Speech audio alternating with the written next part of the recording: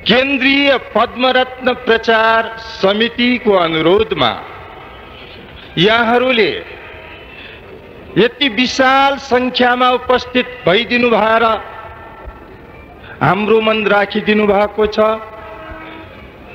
हामी अत्यन्त आभारी छौं र हार्दिक स्वागत अभिवादन टक्र्याउँछौं।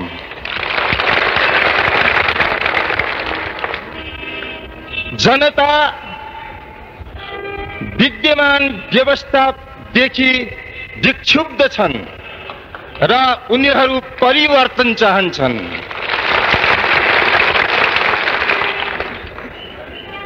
तर पनि उपयुक्त स्थिति नभइदिँदा हुन लागिरहेको चुनावलाई उपयोग गर्नुपर्ने बाध्यता हाम्रो सामु तेर्सिएको छ। यसैलाई हृदयंगम गरेर प्रगतिशील, प्रजातान्त्रिक, ईमानदार पंच, किसान, मजदूर, शिक्षक, विद्यार्थी आदि आदि समूहका प्रतिनिधिहरूको एक सभा यो भन्दा एकाध महिना पहिले भएको थियो र सो सभाबाट उम्मेदवारको रूपमा सर्वसम्मतिले हाम्रा पद्मरत्न तुलाधरजीलाई पठाउने निर्णय लियो।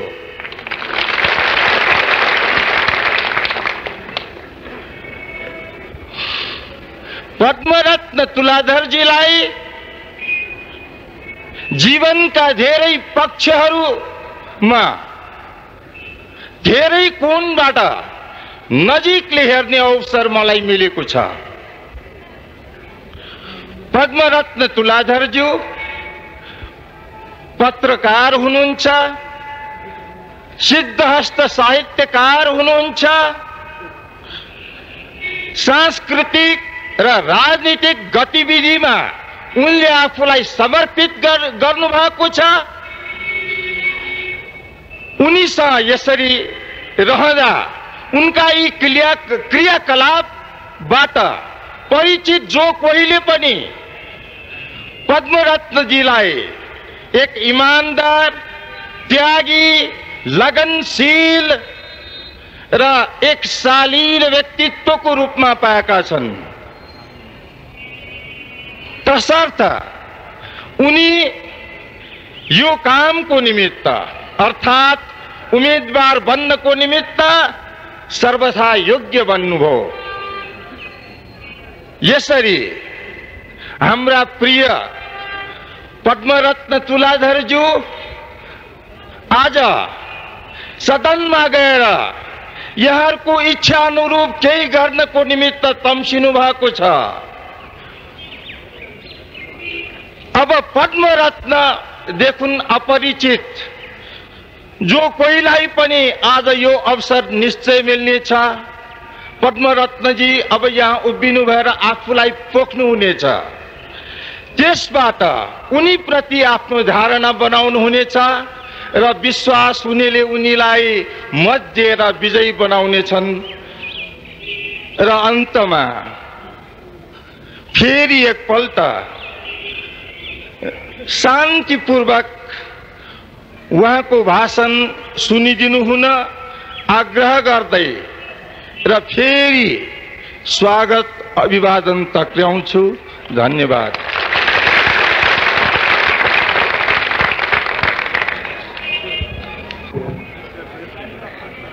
हाम्रा उम्मेदवार पद्मरत्न तुलाधर, उहाँको म छोटो परिचय दिन चाहन्छु। उहाँ अध्यक्ष राजबन्दी विमोचन समितिको हुनुहुन्छ। यस राजबन्दी विमोचन समिति भनेको विभिन्न राजनैतिक समूहका व्यक्तिहरूको प्रतिनिधित्व भएको एउटा संस्था हो। यस संस्थाले जनताले राजनीतिमा भाग लिएको कारणले सरकारले अवैध रूपमा, नाजायज रूपमा थुनामा राखेका राजबन्दीहरूलाई रिहाईको प्रश्नलाई लिएर, सहयोगको प्रश्नलाई लिएर आवाज खन्काउनु बनेको हो। उहाँ नेपाल भाषा मङ्का खलोको पनि अध्यक्ष हुनुहुन्छ। त्यस्तै उहाँ नेपाल मातृभाषा परिषदको सदस्य हुनुहुन्छ। यस नेपाल मातृभाषा परिषद भनेको विभिन्न जातिका मान्छेहरूको आफ्नो भाषाप्रति आफ्नो जातिप्रति गरिएको उत्पीडनको विरुद्ध सङ्घर्षरत रहने विभिन्न संस्थाहरूको एउटा सामूहिक साझा मञ्च हो। त्यस्तै उहाँ प्रगतिशील लेखक कलाकार सङ्घका सदस्य हुनुहुन्छ। नेपाल भाषा दैनिक पत्रिकाका सम्पादक हुनुहुन्छ। राजनीति साप्ताहिकका वरिष्ठ अतिथि सम्पादक हुनुहुन्छ। त्यस्तै वरिष्ठ सम्पादक युगधारा साप्ताहिकका हुनुहुन्छ। अझ उहाँको यो परिचय भन्दा पनि जनताको बोलीमा बोल्ने हुने उहाँलाई प्रजातन्त्र न्याय र समानताका समर्पित सेनानीको रूपमा परिचित हुनुहुन्छ। उहाँ हुनुहुन्छ पद्मरत्न तुलालर्दी। उहाँले आफ्ना मन्तव्यहरू यस चुनावमा सहभागी हुनुको आफ्ना उद्देश्यहरू कार्यक्रमहरू र उहाँ उप यस जनउबारको विरुद्धमा केही जुन भ्रमहरू अन्योलहरू फिजाउन खोजिएको छ त्यसको लागि सटिक स्पष्ट जवाफ लिएर उभिँदा आउनु हुँदैछ पद्मरत्न तुलाधर।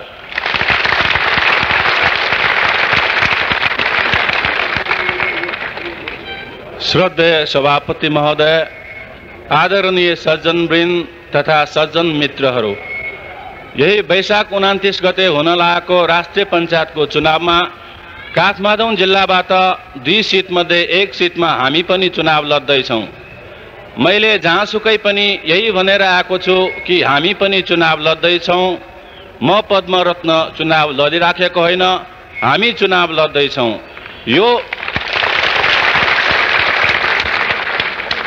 यो मैले किन भनेको भन्दाखेरि मेरो व्यक्तिगत इच्छाको कारणले, व्यक्तिगत इच्छा भएर अथवा व्यक्तिगत लोभ लालच भएर मैले यो चुनावमा भाग लिएको होइन।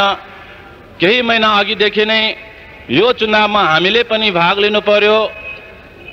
5 वर्ष अघि हामीले बहिष्कार गरेका थियौँ, बहिष्कार सक्रिय हुन सकेन।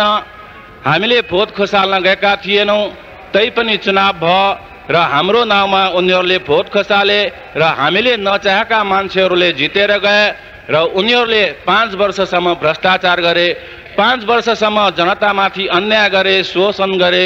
यसकारण यसपालिको चुनावमा भाग लिनु पर्यो र तपाईँ उफ्रिनु भएको खण्डमा हामी सघाउँछौँ, हामी समर्थन गर्छौँ। यसरी कुराहरू आइसकेपछि मैले विभिन्न राजनीतिक समूहका नेताहरूसँग पनि छलफल गरेँ। उहाँहरूले पनि तपाईँ उफ्रिनु भएको खण्डमा हामी समर्थन गर्छौँ, सहयोग गर्दछौँ भन्नुभयो। त्यस्तै बहिष्कार गर्ने नीतिका नेताहरूसँग पनि कुरा हुँदाखेरि पनि उहाँहरूले हामी त बहिष्कार गर्दैछौँ, तैपनि तपाईँ उफ्नु भएको खण्डमा हामी व्यक्तिगत रूपमै भए पनि सघाउँछौँ, सहानुभूति राख्छौँ भन्नुभएको थियो। यसरी जनताको भावना बुझेर मैले यो चुनावमा भाग लिएको हुँ।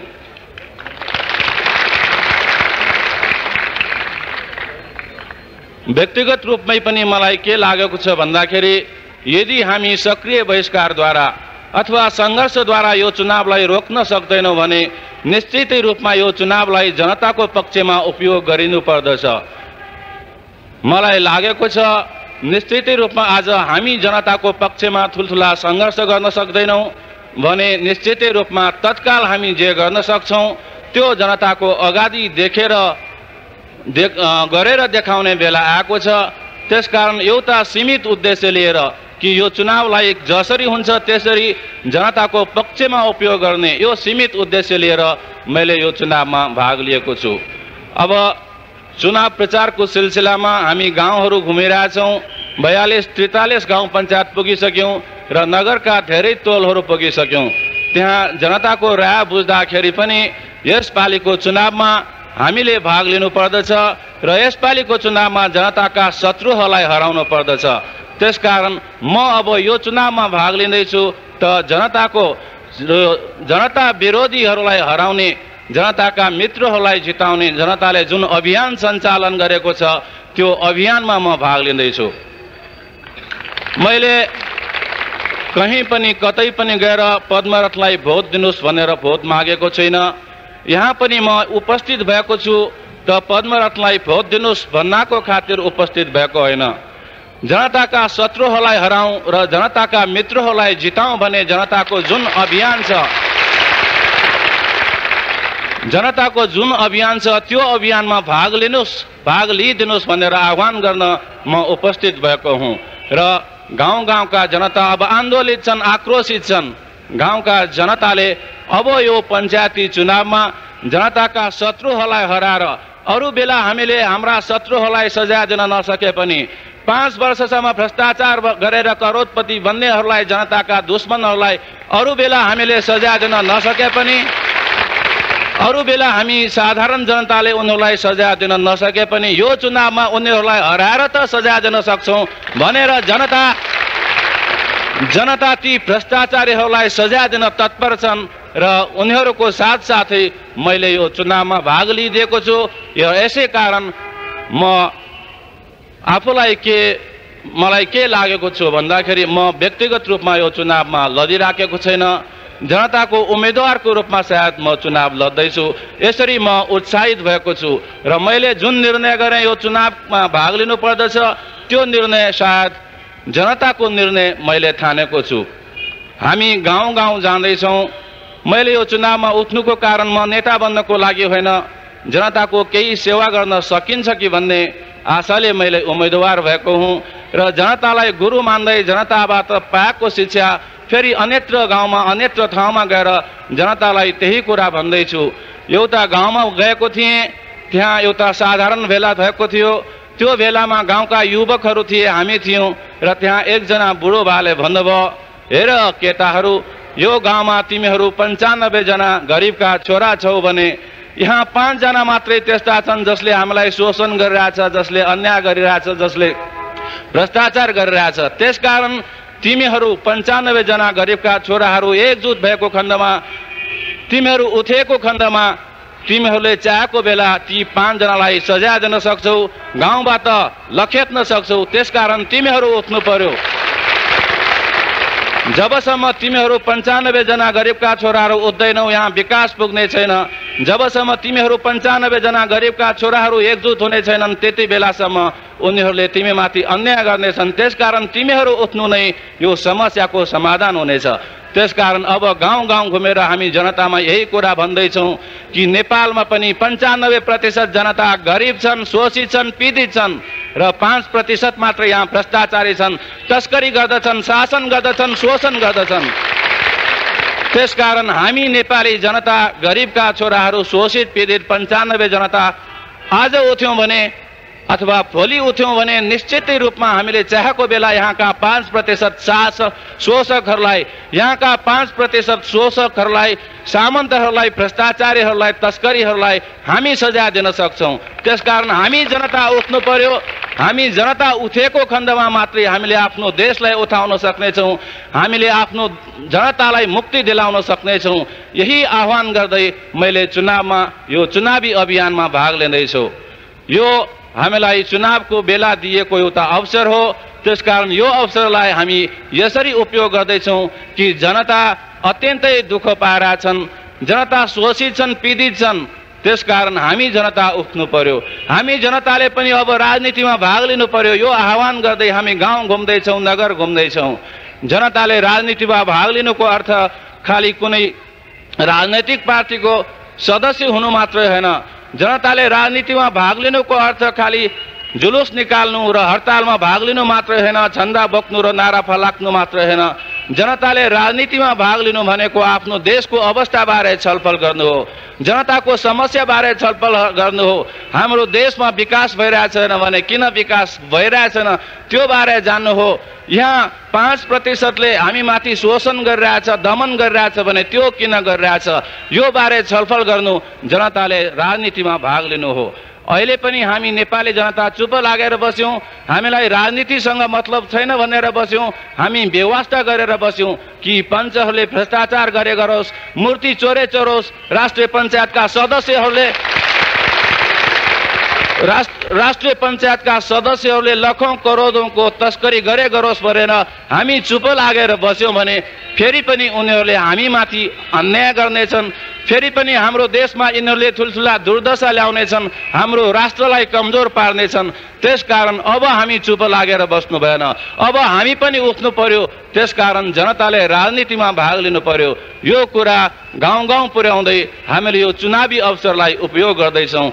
मलाई लाग्दछ यो यसरी हामीले उपयोग गर्नु पनि जनताको हितमा यो चुनावी अभियानलाई उपयोग गर्नु हो। यस अर्थमा भन्ने हो भने मलाई लाग्दछ व्यक्तिगत रूपमा कि मैले चुनाव जितिसकेको छु। किन भन्दाखेरि मेरो यो चुनावमा उठ्नुको कारण अर्थ खालि जित्नु मात्र होइन, हुनसक्छ चुनावमा उठ्नुको अर्थ एउटा जित्नु पनि हो, तर आजको स्थितिमा चुनावमा भाग लिनुको मूल अर्थ, मूल कारण जनतालाई आन्दोलित गर्नु हो, जनतालाई जागृत गर्नु हो, जनतामा सचेतता ल्याउनु हो, जनतालाई उठाउनु हो।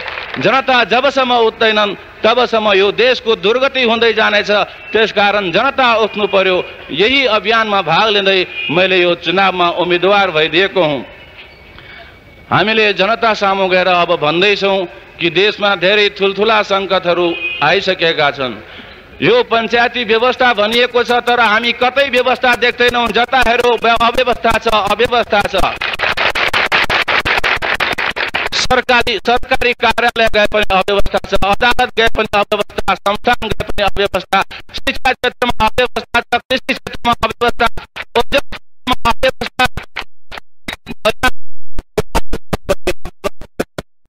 हामी साधारण जनताले कानुनको सामान्य मात्रै उल्लङ्घन गर्दाखेरि पनि हामीलाई कठोर सजाय दिइन्छ, जेलको यातना दिइन्छ।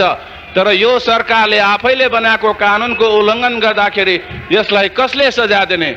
मलाई लाग्दछ त्यसलाई सजाय दिने एउटै शक्ति यहाँ बाँकी छ, त्यो शक्ति हो जनताको शक्ति। त्यसकारण त्यो शक्ति बलियो होस्, त्यो शक्ति मजबुत होस्, यो चाहना गर्दै मैले चुनावी अभियानमा भाग लिएको हुँ। अर्को कुरा, गाउँमा तपाईहरु जानुहोस्, म चाहिँ 42-43 गाउँ पञ्चायत पुगिसक्यौँ।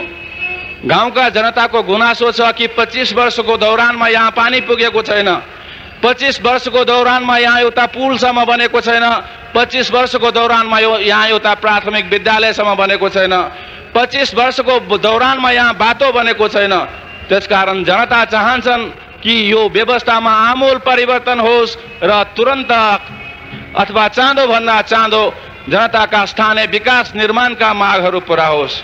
5 वर्ष अघिको चुनावमा त्यस्ता मान्छेहरू त्यहाँ पुगे रे जसले म जितेको खण्डमा तपाईहरुमा पुल ल्याइदिन्छु, तपाईहरुकोमा पानीको व्यवस्था गरिदिन्छु, अथवा जितेर गएका मान्छेले भनेका थिए, देउताको अगाडि क्रिया हालेको थियो रे, म जितेको खण्डमा मलाई भोट दिनुभएको खण्डमा तपाईहरुको गाउँमा पुल बनाइदिनेछु।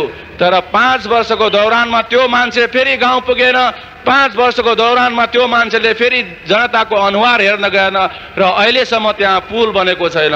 त्यहाँ त्यो एउटा पुल नहुँदाखेरि कुनै जनता सिकिस्त बिरामी पर्यो भने बाटैमा मर्ने भइरहेछन्। त्यस्ता घटना अनगिन्ती घटिरहेछन्। त्यसकारण त्यहाँको एउटा बुढो किसानले हाम्रो अगाडि शपथ लिएको थियो कि त्यो मान्छे फेरि पनि गाउँ बस्यो र त्यो मान्छे फेरि पनि भोट माग्न आयो भने मैले उसलाई यो गाउँमा हुल्न दिने छैन र हामी जनता उसलाई यो गाउँबाट लखेटेर पठाउँछौँ।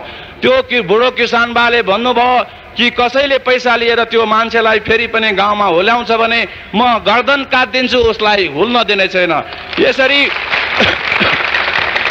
यसरी गाउँका जनता आन्दोलित छन्। हामी केही समय अघिसम्म के सोच्थ्यौँ भन्दाखेरि गाउँका जनता सिधा सोझा छन्, उनीहरूमा राजनैतिक चेतना छैन होला, उनीहरू अशिक्षित छन्, त्यसकारण उनीहरूले अन्याय सहिराखेको होला।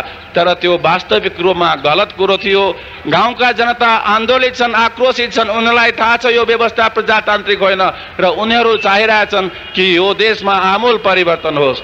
त्यस्तै हामी कैयन गाउँहरूमा जाँदा कैयन त्यस्ता व्यक्तिहरूसँग हाम्रो भेद भयो। त्यहाँ बाटोमा बुढाबाहरू भेट हुन्छन्। उहाँहरू स्पष्टै के भन्नुहुन्छ भन्दाखेरि तपाईहरुले यदि पैसा ल्याउनु भएको छ भने यहीँबाट फर्के हुन्छ। उहाँहरूले स्पष्टै भन्नुभएको छ कि यसपालि हामी आफ्नो भोट बेच्नेवाला छैनौँ। 5 वर्ष अघि हामीलाई थाहा थिएन, हामीले 25 रुपियाँमा भोट बेचिदियौँ। 5 वर्ष अघि हामीलाई थाहा थिएन, 5 वर्ष अघि हामीलाई थाहा थिएन प्रधान पञ्चले जसलाई भोट खसाला भन्यो उसैलाई खसाले दिए। अब चाल पाए त्यो प्रधान पञ्चले 10,000 रुपियाँ ल्याएको थियो।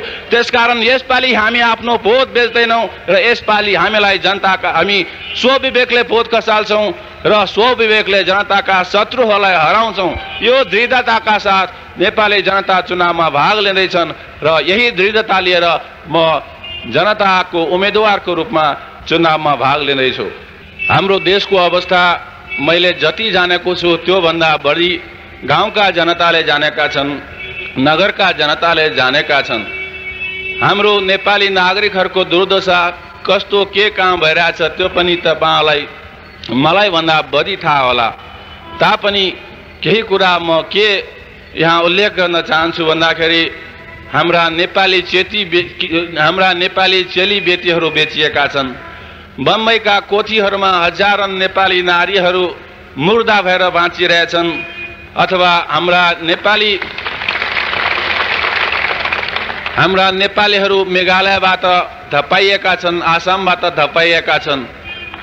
त्यस्तै हाम्रा नेपाली गरिबहरू दरबानको रूपमा होस् अथवा अरबमा होस्, यसरी आर्थिक लोभमा अथवा आर्थिक दुर्दशाको कारण विदेशमा चाहिँ नोकरको रूपमा दरबानको रूपमा धमाधम बाहिरिँदैछन्।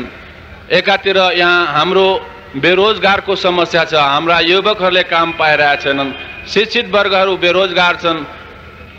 त अर्कोतिर यहाँ विदेशी नागरिकहरूले धमाधम काम पाउँदैछन्। यसरी अव्यवस्था छ, यसरी नेपाली जनताको सुरक्षा छैन। त्यसकारण सामान्य रूपमा मात्रै म के भन्न चाहन्छु भन्दाखेरि यो व्यवस्था रहिरह्यो भने अब पनि हामीले यो अव्यवस्थालाई सही रह्यौँ भने नेपाली जनताको भविष्य एकदमै अन्धकार हुनेछ। त्यसकारण हामी अब जागृत हुनु पर्यो। कमसे कम केही जानी बुझिसकेका, कमसे कम केही पढे लेखेका जनताले अब चाल पाउनु पर्यो, थाहा पाउनु पर्यो कि हाम्रो देशमा बहुसंख्यक जनता शोषित छन्, पीडित छन्। उनीहरू गरिबीको रेखा मुनि बसेर बाँच्दैछन्, उनीहरूले खान पाइरहेछन्, उनीहरूले लाउन पाइराखेका छैनन्। त्यसकारण हामी अलि पढी लेखिसकेका, हामी बुद्धिजीवी भनाउँदाहरूको अहिले यो स्थितिमा विशेष दायित्व छ।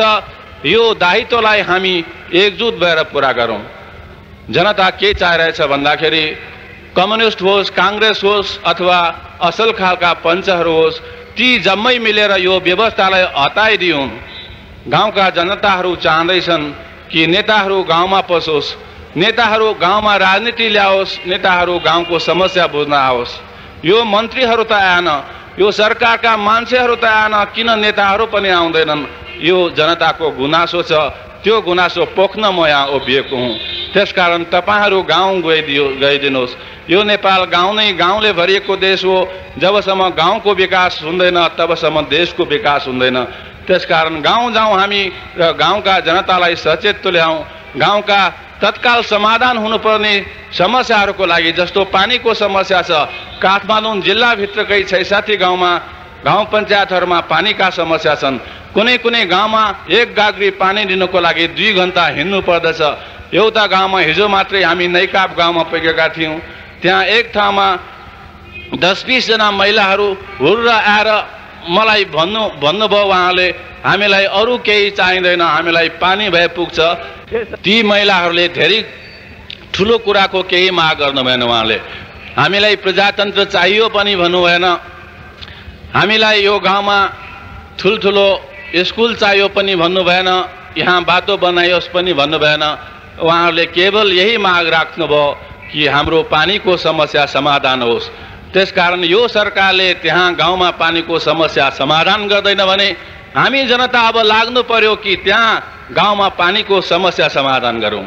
त्यसकारण यही अर्थमा कि म केही गर्न सकौँला देशको लागि, अथवा हामी ठुलो सङ्घर्ष गर्न सक्दैनौँ यो स्थितिमा भने कमसेकम जनताको सेवामा सिन्को एउटा भाँच्न सकिन्छ भने अहिले त्यो भाँचेर देखाउनु पर्ने बेला आइसकेको छ।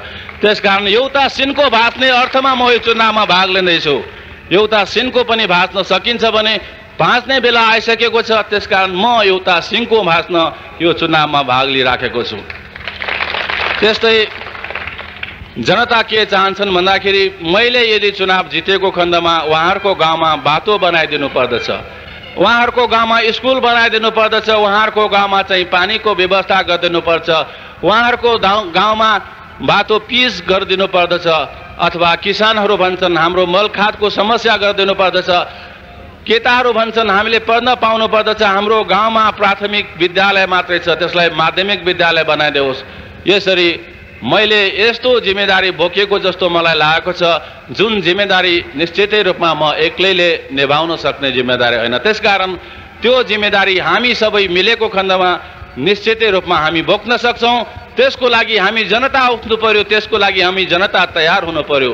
यो आह्वान गर्दै म तपाईहरूलाई भम्म निवेदन गर्दछु कि यसपालिको चुनावमा हामी भाग लिँदैछौँ त यो पञ्चायती व्यवस्था प्रजातान्त्रिक हो भनेर भाग लिइरहेका छैनौँ, अथवा म चुनावमा जित्छु भने म 5 वर्ष त्यहाँ बस्छु भनेर यो चुनावमा उठेको होइन। मलाई तपाईहरूले जति सक्यो उति चाँडो त्यहाँबाट फर्काइदिनुहोस्। भोलि हुन सक्छ भने सङ्घर्ष उठाइदिनुहोस्, भोलि सक्नुहुन्छ भने आन्दोलन उठाइदिनुहोस् र म चाहिँ चुनावमा जान नपरुन्, अथवा जितेकै खण्डमा म त्यहाँ 5 वर्ष बस्न नपरोस्। तपाईँहरूले जति सक्यो उति चाँडो यो देशमा प्रजातन्त्र ल्याइदिनुहोस् र मलाई त्यहाँबाट फर्काइदिनुहोस्। यो मेरो चाहिँ त्यसकारण मैले यो चुनावमा भाग लिँदैछु त जनतालाई धोका दिनको लागि भाग लिएको होइन। जनताले जुन चाहेको छ त्यो स्थिति चाँडोभन्दा चाँडो आओस्, यो मेरो कामना हो। जनता यो यथास्थितिलाई तोड्न चाहन्छन्। यो यथास्थिति देशको हितमा छैन, यो यथास्थिति जनताको हितमा छैन। त यथास्थितिलाई तोड्नको लागि हामी जनता उठ्नु पर्यो र म यो यथास्थितिलाई तोड्नको लागि चुनावमा भाग लिँदैछु। म एक्लैले भए पनि एक मुर्की हान्न सक्छु भन्ने आँट गर्दै यो यथास्थितिलाई म चुनावमा भाग लिँदैछु। त्यसकारण तपाईहरू पनि यो यथास्थिति जनताले चाहेको स्थिति होइन, यसलाई तोड्नै परिराखेको छ भने तपाईहरू पनि मुर्का हिर्काइदिनुहोस् यो यथास्थितिलाई, अनि यो तोडिनेछ। म एक्लैले एक मुक्का हान्दैमा मलाई थाहा छ यो यथास्थिति तोडिने छैन। त्यसकारण तपाईहरू जम्मै मिलेर मुर्की हानिदिनुहोस्। यो आह्वान गर्न मैले यो चुनावी अभियानलाई उपयोग गरेको हुँ। मैले तपाईलाई धोका दिन खोजेको होइन। मैले भनेको छु म जितेको खण्डमा त्यहाँबाट आउने 4,000 5,000 भत्तामध्ये 1 पैसा लिने छैन। मैले त्यो भन्नुको अर्थ,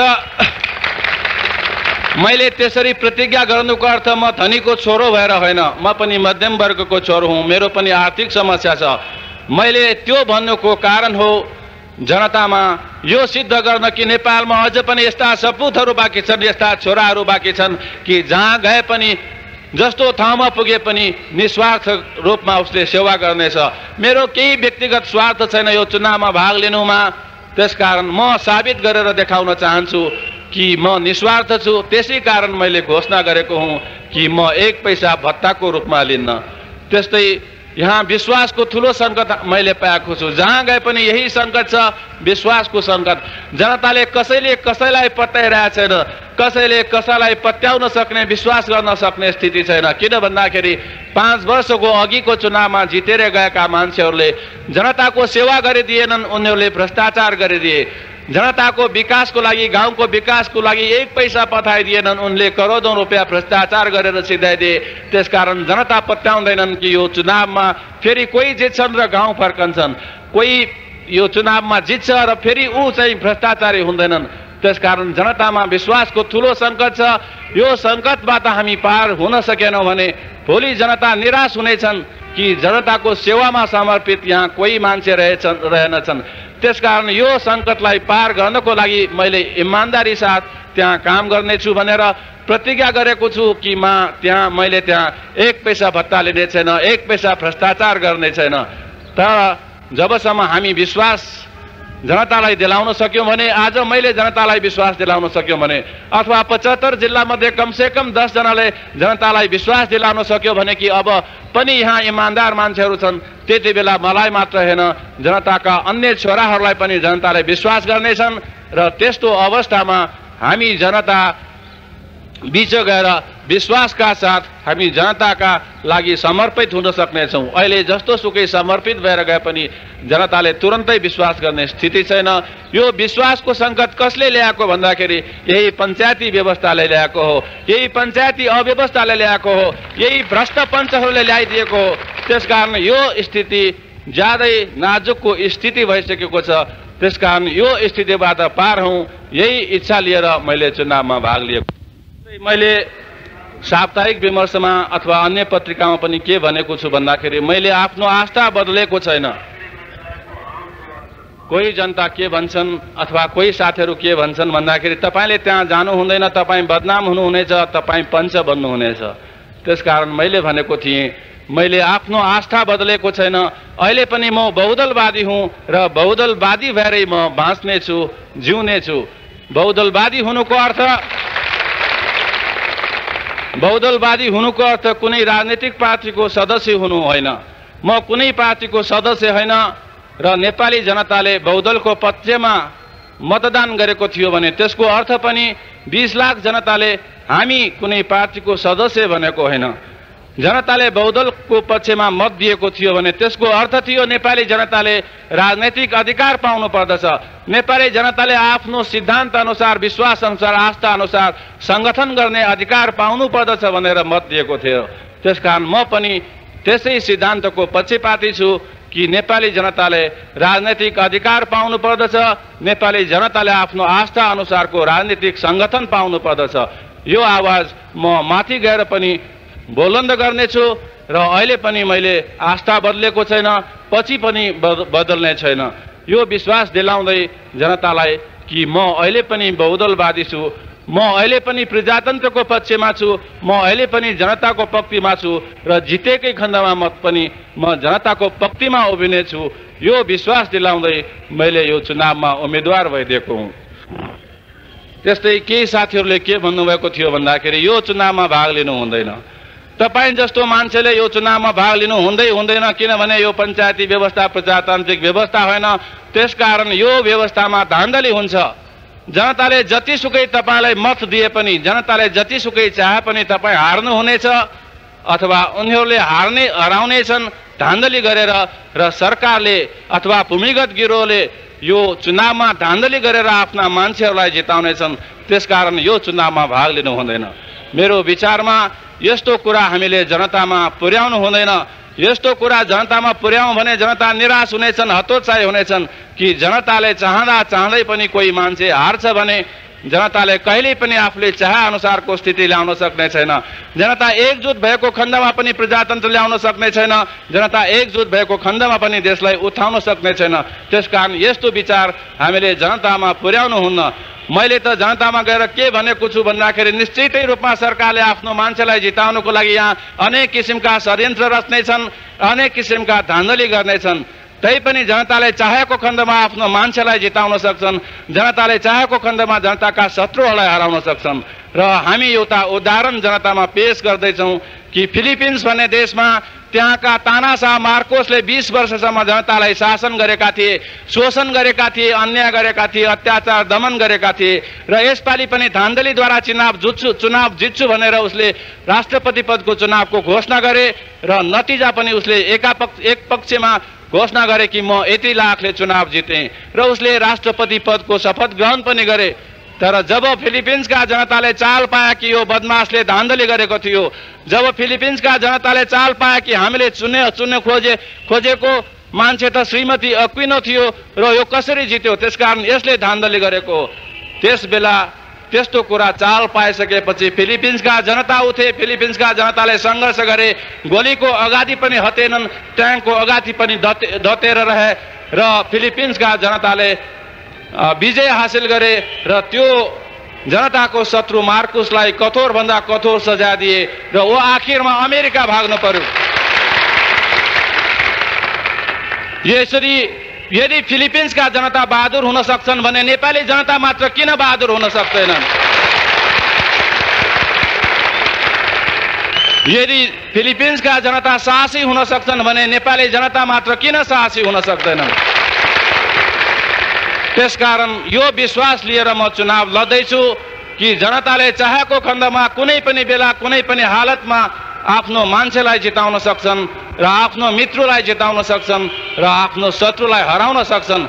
यसकारण यहाँ यी शासक तत्त्वहरूले यहाँ कमसे कम धान्धली गर्ने आँट गर्ने छैन र आँटै गरे पनि उनीहरू सफल हुने छैनन् अथवा आँटै गरे पनि उनीहरूले कठोर सजाय जनताबाट पाउनेछन्। यो विश्वास गर्दै मैले चुनावमा भाग लिएको हुँ।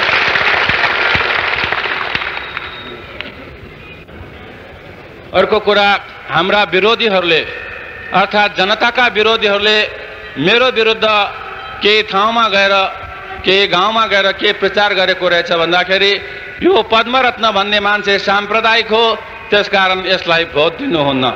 त्यसकारण विभिन्न ठाउँमा गएर जनताको माझ बसेर मैले यो कुराबारे खण्डन गर्दै आफ्नो विचार स्पष्ट पारिआएको छु। यहाँ पनि म तपाईहरु सामु आफ्नो विचार राख्न चाहन्छु कि म नेपाल भाषा मङ्काखलोको अध्यक्ष छु। त्यस नेपाल भाषा मङ्काखलोको उद्देश्य हो आफ्नो भाषाको विकास गर्नु, आफ्नो साहित्यको सेवा गर्नु, आफ्नो संस्कृतिको रक्षा गर्नु। त्यस्तै त्यो नेपाल भाषा मङ्काखलोको अर्को उद्देश्य हो नेपालमा नेपाली भाषा बाहेक 36 भन्दा बढी भाषाहरू छन्। तामाङहरूको आफ्नै भाषा छन्, मगर, लिम्बू, थारू, राई, थामी आदि जातिका आफ्नै भाषा छन्। ती सबै भाषाहरू नेपालकै भाषा हुन्।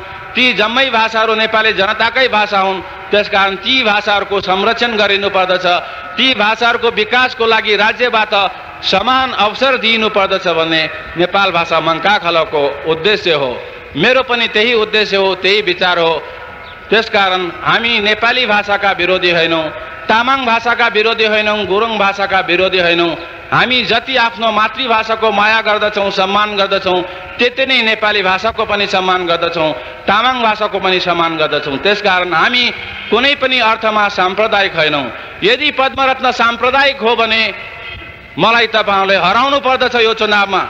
यदि पद्मरत्न साम्प्रदायिक हो भने तपाईहरुले मत खसाल्नुहुन्न मलाई तपाईहरुले कठोर सजाय दिनुपर्दछ। होइन भने ती साम्प्रदायिक तत्त्वहरूले यहाँ साम्प्रदायिक भावना फैलाउन खोज्छ भने तिनीहरूलाई चुनेर सजाय दिनुपर्दछ। यहाँ जनताका शत्रुहरू विभिन्न ठाउँमा छन्, विभिन्न क्षेत्रमा छन्। पत्रकारिता जगतमा पनि छन्। केही पत्रकारहरूले पनि पद्मरत्न साम्प्रदायिक हो भनेको छ। म कुन अर्थमा साम्प्रदायिक हो त्यसको प्रमाण देओस्, साहस भए, तागत भए। हामी कुनै पनि अर्थमा साम्प्रदायिक होइनौँ। हामी नेपाली भाषाको सम्मान गर्दछौँ, नेपाली भाषाको विरोध गर्दैनौँ। तामाङ र गुरुङ बीच कुरा हुँदाखेरि नेपाली भाषामा कुरा हुन्छ, मलाई थाहा छ। नेवार र तामाङ बीच कुरा हुँदा हामीले नेपाली भाषा बोलेको छु, तपाईहरुलाई थाहा होला। हामी कुनै पनि अर्थमा साम्प्रदायिक होइनौँ। एउटा उदाहरण दिउँ, रेडियो नेपालमा विज्ञापन सेवा भनेर घन्टन कार्यक्रम सञ्चालन हुन्छन्। त्यो विज्ञापन कार्यक्रममा नेपाली भाषा बाहेक हिन्दी भाषाको विज्ञापन लिइन्छ, अङ्ग्रेजी भाषाको विज्ञापन लिइन्छ। होन्दाको विज्ञापन दिँदाखेरि जापानी भाषाबाट विज्ञापन दिएको मलाई थाहा छ। बङ्गाली भाषामा विज्ञापन लिएको थियो, मराठी भाषामा विज्ञापन लिएको थियो। संसारको कुनै पनि भाषामा विज्ञापन लिनु भने हाम्रो नेपाल भाषाको विभाजन किन लिनु हुँदैन? तपाईहरुले सुन्नु भएको होला, रेडियो नेपालले घन्टन अङ्ग्रेजी गीत बजाउँछन्। त्यो गीत कसले बुझेको छ? मैले एमए सम्म अङ्ग्रेजी पढेको छु, मैले बुझेको छैन भने को नेपालीले बुझेको छ?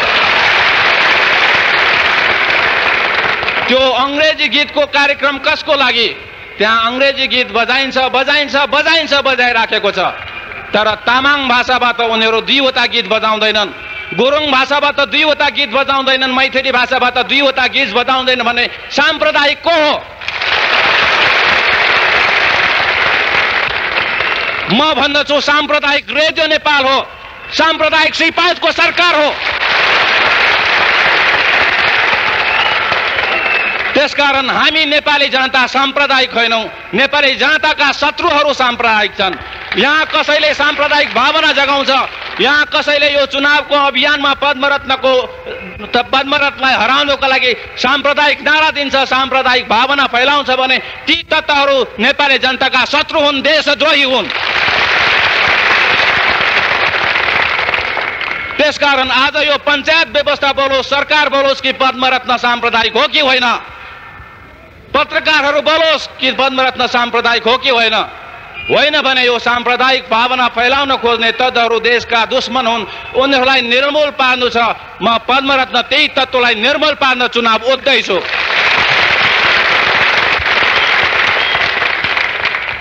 मैले कहीँ कतै जनताबीच साम्प्रदायिक भावना देखेको छैन। हामीले धेरै गाउँ घुमिसकेका छौँ। एउटा गाउँमा जाँदाखेरि एकजना बुढो बाले भन्नुभयो, हाम्रो त्यस बेलाको ह्यान्डबिलमा एकातिर नेपाली भाषा थियो, अर्कोतिर नेपाल भाषा थियो। उहाँ बुढो बाले भन्नुभयो, त्यो माथिको पहाडको गाउँमा तामाङहरूको बस्ती छ, ती तामाङहरू नेपाली भाषा बुझ्दैनन्, त्यसकारण पछि आउँदाखेरि तामाङ भाषामा छापेर ल्याउनुहोस्। त्यो भन्ने मान्छे ब्राह्मण जातको थियो। अब त्यो ब्राह्मणलाई साम्प्रदायिक भन्ने कि के भन्ने? म भन्छु त्यो साम्प्रदायिक, त्यो ब्राह्मण बाजे साम्प्रदायिक होइन। उहाँले राष्ट्रिय भावना बोक्नु भएको छ, उहाँले राष्ट्रिय एकताको भावना बोक्नु भएको छ। त्यस्तै यो काठमाडौँमा मोहन हिमांशु थापा भन्ने एकजना प्रोफेसर हुनुहुन्छ, उहाँ नेपाली भाषी हुनुहुन्छ। उहाँले नेपाली भाषामा एमए गर्नुभएको थियो, पिएचडी गर्नुभएको थियो भने अहिले पाटन क्याम्पसमा सञ्चालित नेपाल भाषाको एमए क्लासमा उहाँले नेपाल भाषा साहित्य पढाउँदै हुनुहुन्छ भने मोहन हिमांशु थापा साम्प्रदायिक हो कि राष्ट्रिय भावना बोकेको मान्छे हो? त्यसकारण हामी नेपाली जनतामा साम्प्रदायिक भावना छैन, कहिल्यै थिएन, इतिहासमा पनि छैन। हामी अन्य देशमा देख्छौँ, जस्तो भारतमै पनि धर्मको नाममा मारकाट हुन्छन्, भाषाको नाममा मारकाट हुन्छन्, जातिको नाममा मारकाट हुन्छन्। तर हाम्रो नेपालको इतिहासमा अहिलेसम्म जातिको आधारमा, भाषाको आधारमा, धर्मको आधारमा कहिल्यै मारकाट भएको छैन। हामी नेपाली जनता कुनै पनि अर्थमा साम्प्रदायिक होइनौँ। हामी नेपाली जनताबीच साम्प्रदायिक भावना छैन। यो चुनावको अवसरमा पनि मलाई जसले अहिलेसम्म सहयोग गर्नुभएको छ त्यसमा नेपाल भाषा बोल्ने छन्, तामाङ भाषा बोल्ने छन्, मैथिली भाषा बोल्ने छन्, नेपाली भाषा बोल्ने छन्। जातको हिसाबमा हेर्ने हो भने नेवार मात्र होइन, ब्राह्मण जातिका छन्, क्षेत्री जातिका छन्, विभिन्न जातिका छन् भने हामी नेपाली जनता कुनै पनि अर्थमा साम्प्रदायिक छैनौँ, साम्प्रदायिक छैनौँ। अर्को कुरा, मैले यो चुनावको सिलसिलामा मैले के पाएको छु भन्दाखेरि यसपालि जनता स्वतस्फूर्त रूपले एउटा संयुक्त मोर्चामा आबद्ध भएको मैले पाएको छु। जनताको शत्रुलाई हराउनको लागि यहाँ कम्युनिस्टहरू लागेका छन्, काङ्ग्रेसहरू लागेका छन्, पञ्चहरू लागेका छन्, अथवा विभिन्न क्षेत्रका मजदुर लागेका छन्, किसान लागेका छन्, शिक्षक लागेका छन्, प्रोफेसर लागेका छन्, अथवा रिक्सा चालकदेखि लिएर विभिन्न वर्गका जनता लागेका छन्। यो एउटा संयुक्त मोर्चा हो। यो चुनावी अभियानमा संयुक्त मोर्चा जनताले आफसे आफ कायम गरेको छ। यो एउटा अत्यन्तै ठुलो, अत्यन्तै गहकिलो उपलब्धि जस्तो मलाई लागेको छ। म चाहन्छु कि यो संयुक्त मोर्चा कायम होस्। हामी जनताको माग के थियो हिजोसम्म भन्दाखेरि राजनीतिक क्षेत्रमा संयुक्त मोर्चा कायम होस्। यहाँ अव्यवस्था छ, यहाँ जनताले दुःख पाइरहेछ, जनतामाथि अन्य अत्याचार, दमन, शोषण भइरहेछ। त्यसकारण चाहे कम्युनिस्ट होस्, चाहे काङ्ग्रेस होस्, चाहे विभिन्न विचार राख्ने अरू नेताहरू होस्, तिनीहरू एउटा संयुक्त मोर्चामा बसिदियोस् र उनीहरूले एउटा संयुक्त जन आन्दोलन उठाइदियोस्। हाम्रो माग पुरा भइरहेको छैन। त्यसकारण यो मञ्चबाट पनि राजनीतिक नेताहरू, राजनीतिक समूहहरूलाई म के आह्वान गर्न चाहन्छु भन्दाखेरि नेपाली जनता चाहिरहेछन् तपाईहरू आन्दोलनमा उत्रियोन् र संयुक्त मोर्चा भएर उत्रियोन्, अथवा कमसेकम त्यति नसके कार्यगत एकता गरेर कि यो व्यवस्थाले महँगी बनाउँछ भने त्यो महँगीको विरुद्ध तपाईहरू एकजुट हुनुहोस्, अथवा नेपाली जनतामाथि अन्याय थोपरिन्छ भने त्यो अन्यायको विरुद्ध तपाईहरू एकजुट भइदिनुहोस्। यो आह्वान गर्नको लागि पनि मैले यो चुनावी अवसरलाई उपयोग गर्दै चुनावमा भाग लिएको हुँ। अन्तमा यो चुनावको सिलसिलामा हामीले केही पर्चाहरू निकालेका छौँ, केही नाराहरू दिएका थियौँ। यो नारा पनि मेरो व्यक्तिगत नारा होइन, मैले जनताबाटै सिकेको कुरा त्यसमा समाविष्ट छ। शिक्षकहरू सम्बन्धी नारा छन्, राजबन्दी सम्बन्धी छन्। यो मेरो व्यक्तिगत नारा होइन, यो मेरो व्यक्तिगत चाहना मात्र होइन, सम्पूर्ण जनताको चाहना, सम्पूर्ण जनताको भावनालाई बोकेर हामीले ती नाराहरू तय गरेका हौँ। त्यसकारण ती कुराहरूको ती मागहरू पुरा गर्नको लागि म चुनाव लड्दैछु भनेर म सायद भन्न सक्दिनँ। किन भन्दाखेरि म एक्लो व्यक्तिले भोलि प्रजातन्त्र ल्याउनेछु अथवा मैले एउटा सिट जित्दैमा भोलि प्रजातन्त्र आउनेछ, यो पक्कै होइन। मैले एउटा सिट जित्दैमा भोलि यहाँ अन्याय चाहिँ रोकिनेछ, जनता शोषणबाट मुक्ति हुनेछन्, यो पनि पक्का।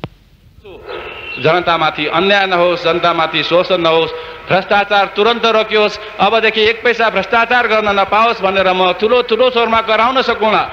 तर जबसम्म हामी जम्मै लाग्दैनौँ, जबसम्म हामी जम्मै चाहिँ सङ्घर्षमा लाग्दैनौँ, तबसम्म यहाँ प्रजातन्त्र आउने छैन, तबसम्म हामी भ्रष्टाचारलाई उन्मूलन गर्न सक्नेछौँ।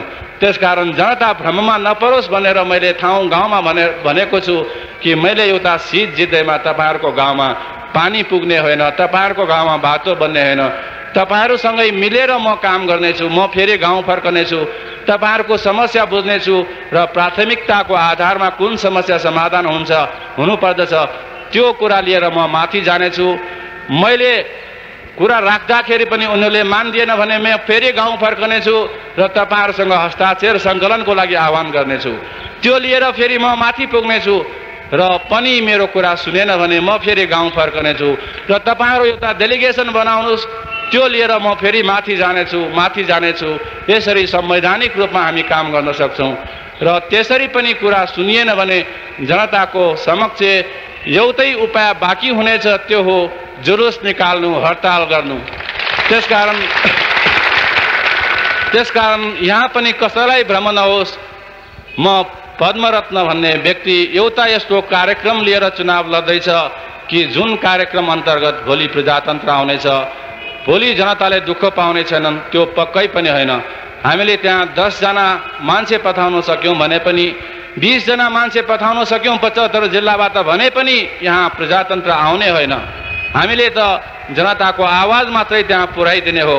हाम्रो आवाज सुनिदिएन भने, हाम्रो आवाज राख्दै पनि त्यहाँ भ्रष्टाचार जारी रह्यो भने बाहिर बसेर तपाईँ जनताले आन्दोलन गर्नुपर्दछ, तपाईँ जनताहरूले सङ्घर्ष गर्नुपर्नेछ। अनि मात्रै हामी जनताले शोषणबाट मुक्ति पाउनेछौँ, अनि मात्रै हाम्रा गरिब जनताले शोषणबाट मुक्ति पाउनेछन्। त्यसकारण भ्रममा नपरोस् कि पद्मरत्न त्यहाँ क्रान्ति गर्नको लागि गइरहेछ अथवा पद्मरत्न त्यहाँ सशक्त सङ्घर्षको लागि गइरहेछ। क्रान्ति बाहिरबाट हुन्छ, त्यो सदनभित्र भएर कसै एकजनाले गर्ने कुरा होइन। त्यसकारण तपाईँहरू क्रान्ति गरिदिनुहोस्, त्यसकारण तपाईँहरू जागिदिनुहोस्, तपाईँहरू सचेत भइदिनुहोस्। यही आग्रह गर्दै म तपाईँलाई निवेदन गर्न चाहन्छु कि यदि मेरो विचारसँग तपाईँहरूको विचार मिल्दोजुल्दो छ भने मलाई सहयोग गरिदिनुहोस्। यदि मैले तपाईँहरूको भावना बोक्न सकेको छु भने मलाई सहयोग गरिदिनुहोस्। होइन भने नेपाल भाषा मङ्काखलोको नातामा, नेवार भएको नातामा, नेपाल भाषा बोल्ने नातामा अथवा कुनै अर्को नातामा मलाई सहयोग नगरिदिनुहोस्। मैले कहीँ गएर भाषाको नाममा भोट मागेको छुइनँ, कहीँ गएर मैले यति पढेको छु उति पढेको छु भनेर भोट मागेको छुइनँ, मैले कहीँ गएर म यतिचोटि जेल परिसकेँ भनेर भोट मागेको छैन। मैले एक साधारण जनताको छोराको हैसियतमा तपाईँहरूको सामु उभिएको छु कि म यति बेला यदि म जनताको लागि उपयोगी छु भने मलाई उपयोग गरिदिनुहोस् तपाईँहरूले। यदि देशले आज मेरो बलिदानको आवश्यकता महसुस गर्दछ भने त्यसको लागि म तयार मात्रै भएको हुँ। यसै सिलसिलामा, चुनावको सिलसिलामा केही साथीहरूले भन्नुभएको थियो कि यो चुनावमा भाग लिनु हुँदैन, किन भन्दाखेरि ज्यानको सुरक्षा हुने छैन। सूर्यबहादुर थापा जस्तो भूतपूर्व प्रधानमन्त्रीले त आफ्नो ज्यानको सुरक्षा छैन भने तपाईँको ज्यान यहाँ कसरी सुरक्षित हुनेछ? साथीहरूले सद्भावना राखेर भन्नुभएको थियो र मैले भने मेरो ज्यान जनताको हातमा सुरक्षित छ।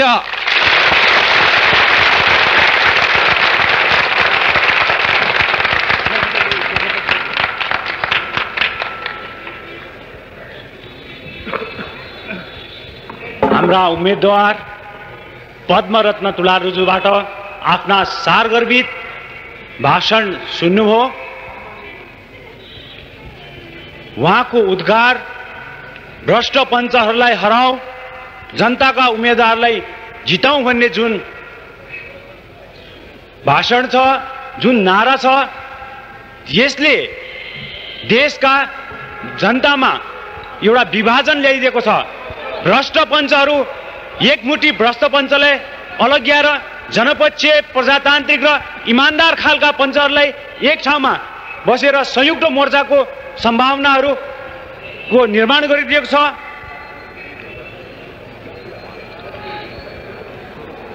गरिबका पसिना निर्मल हुन्छन्, गरिबको पसिना निर्मल हुन्छ। त्यही निर्मलता बोकेर यी टुलहरू झुन्डिएका छन्। यी टुलहरू गरिबका छोराछोरीहरूले एक एक पैसा उठाएर एक एक पैसा जम्मा गरेर कपडा किनेर यसमा लेखाएर आफ्नो आफ्नो स्थानीय क्षेत्रले झुन्डिएका टुलहरू हुन्। केही जनविरोधी मान्छेहरू, केही भ्रष्ट तत्त्वहरू हाम्रा यी जनताका पसिनाका यी टुलहरूलाई चोर्ने, यसलाई फाड्ने यस्तो गतिविधि पनि सञ्चालन गर्दैछन् भने जनखेमाका हाम्रा कार्यकर्ताहरूलाई कुटपिट गर्ने, धम्की देखाउने यस्तो केही घटनाहरू पनि सुन्नमा आएको छ। यसको लागि हामी आम जनसमुदायमा के आह्वान गर्दछौँ भन्दाखेरि भ्रष्ट र जनविरोधीहरूले आफ्ना विगत कालमा जम्मा गरेका थुपारेका रकमले यदि प्रचार गरेर जनतालाई भ्रम दिन खोज्छ भने उनीहरूलाई परास्त गर्न जनताले पनि प्रचार अभियानलाई तीव्र गर्नुपर्छ, उनीहरूको युद्धलाई सामना गर्नुपर्छ।